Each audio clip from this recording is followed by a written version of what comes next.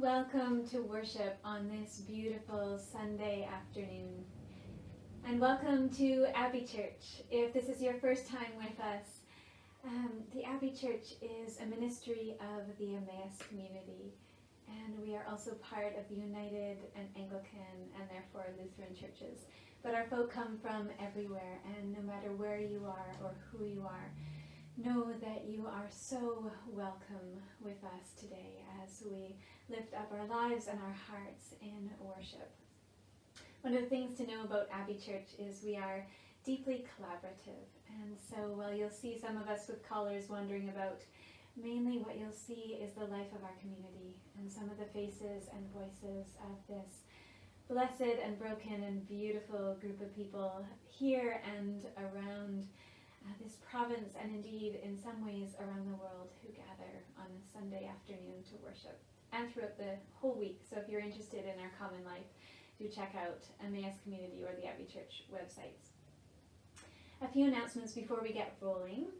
Just like last week, Roxy, one of our pastoral care team, is in the chat live, so you can let her know any prayers you have or questions you have.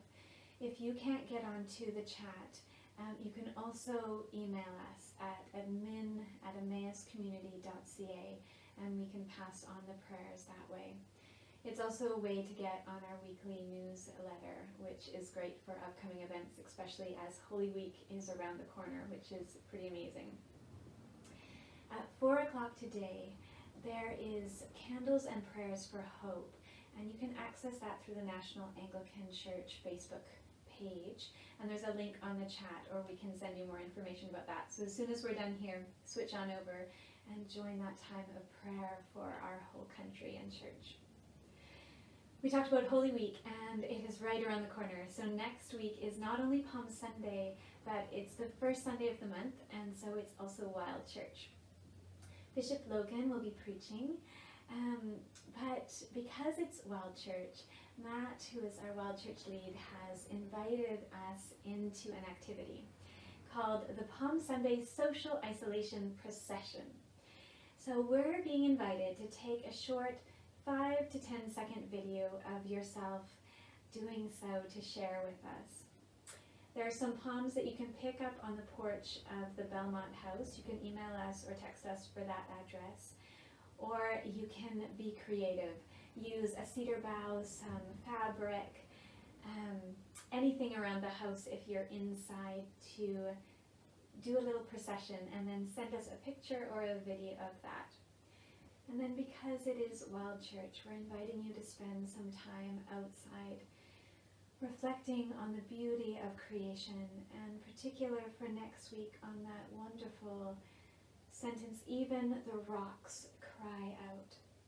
So even if it's just the daily 15-minute walking your dog, spend that time looking for signs of life and hope amidst this difficult time. And share a photo or a short video with you waving your palm branch, and it will be included in the loop in next week's church service.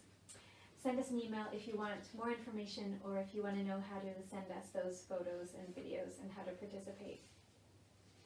Speaking of Matt, it is his birthday today, so please send him your best wishes, and on behalf of the Abbey Church and Emmaus, Matt, a very happy birthday to you.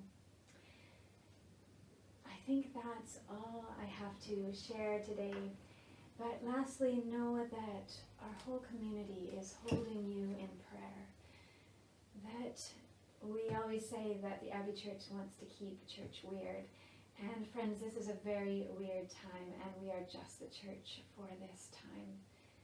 And so may this week, may we be light and hope and peace in each other's lives and for the life of this world.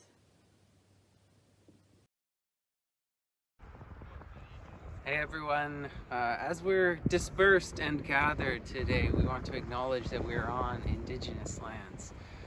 Whether we're across Victoria and Lekwungen speaking people's territories, or in Saanich and Wasanich people's territories, or maybe further away, you are on Indigenous lands, and we want to acknowledge that. Where I'm at today is the territory of the Swang Kwang family. group within the Lekwungen people. And in 1862, when the smallpox pandemic hit these territories, there was a huge indigenous encampment set up here. In his book, Saltwater People, the late Dave Elliott tells that there was 10,000 indigenous people camped here. And when smallpox hit the camp, there was, the authorities came and ordered fire to be lit to this camp, killing thousands of people.